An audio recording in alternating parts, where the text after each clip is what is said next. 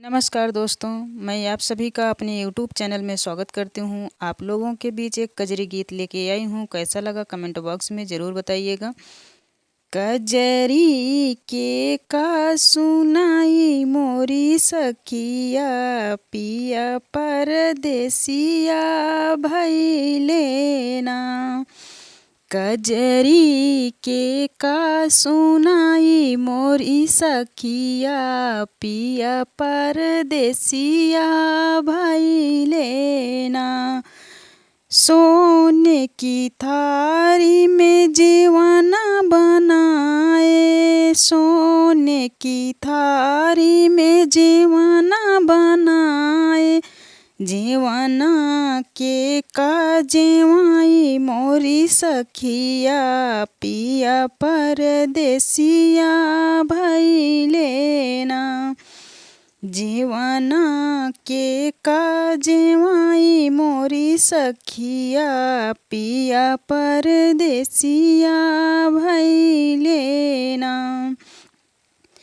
कजरी के का सुनाई मोरी सखिया, पिया परदेसिया भइले ना।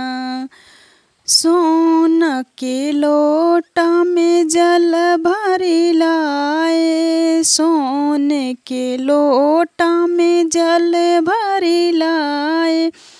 जलवा के का घुटाई मोरी सखिया, पिया परदेसिया भइले ना।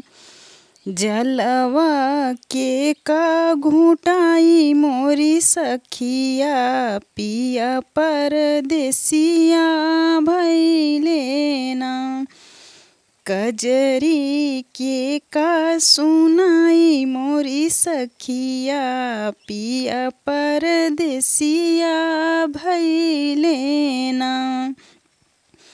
खैर सुपारी लाची बीरा लगाए, खैर सुपारी लाची बीरा लगाए। बीरवा के का कुचाई मोरी सखिया, पिया परदेसिया भइले ना।